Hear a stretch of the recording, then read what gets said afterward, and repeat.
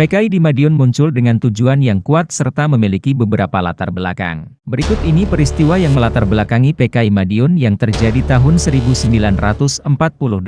Pertama, jatuhnya Kabinet Amir Syarifuddin akibat ditandatanganinya Perjanjian Renville, yang dianggap sangat merugikan Republik Indonesia. Setelah tidak lagi menjadi Perdana Menteri, Amir Syarifuddin membentuk Front Demokrasi Rakyat atau FDR, yang kemudian bekerja sama dengan organisasi berpaham kiri, seperti Partai Komunis Indonesia, Barisan Tani Indonesia, Pemuda Sosialis Indonesia, dan lain-lain. Hal kedua yang melatar belakangi munculnya pemberontakan PKI di Madiun adalah adanya cita-cita menyebarkan ajaran komunisme di Indonesia. Hal ini dipicu akibat kedekatan hubungan Amir Syarifuddin dengan Musso, yang merupakan tokoh PKI. Hal ketiga yang menjadi latar belakang pemberontakan Madiun, adalah adanya kekecewaan terhadap Perdana Menteri selanjutnya, yakni Kabinet Hatta, akibat programnya untuk mengembalikan 100.000 tentara menjadi rakyat biasa, dengan alasan penghematan biaya. Nah, apa sebenarnya tujuan dari pemberontakan Madiun? Pemberontakan Madiun tak hanya berusaha menggulingkan pemerintahan Indonesia, namun pemberontakan PKI di Madiun juga bertujuan untuk membentuk negara Republik Indonesia Soviet, serta mengganti dasar negara Pancasila dengan komunisme. Dalam peristiwa ini, PKI mengajak petani dan buruh untuk ikut melakukan pemberontakan. Untuk mengatasi pemberontakan PKI Madiun, pemerintah melakukan beberapa cara, di antaranya adalah 1. Soekarno memperlihatkan pengaruhnya dengan meminta rakyat memilih Soekarno-Hatta.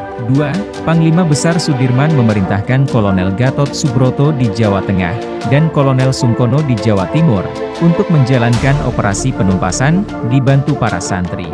Pada 30 September 1948, Madiun direbut kembali oleh TNI, di mana saat itu Musso tertembak mati, sedangkan Amir Syarifuddin ditangkap, kemudian ditembak mati. Pemberontakan PKI di Madiun ini banyak memakan korban, karena adanya fitnah-fitnah yang dilakukan PKI kepada pemerintah, hingga memicu sebagian rakyat untuk bergabung dengan PKI. Tercatat 17 tokoh yang namanya disebut sebagai korban keganasan PKI tahun 1948, yang gugur di Desa Kresek, di antaranya adalah sebagai berikut.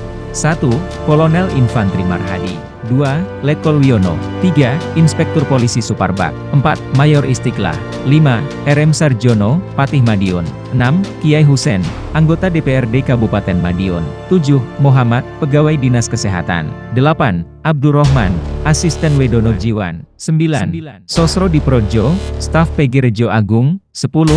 Soeharto, guru sekolah pertama Madiun. 11. Sapirin, guru sekolah Budi Utomo. 12. Supardi, wartawan freelance Madiun. 13. Sukadi, tokoh masyarakat. 14. KH Sidik. 15. R. Charis Bagio, Wedono Kanigoro. 16. KH Barokah Fahrudin, ulama. 17. Maidi Martodisomo, agen polisi. Sahabat semuanya, begitulah kurang lebihnya penjelasan latar belakang dan tujuan peristiwa PKI di Madiun.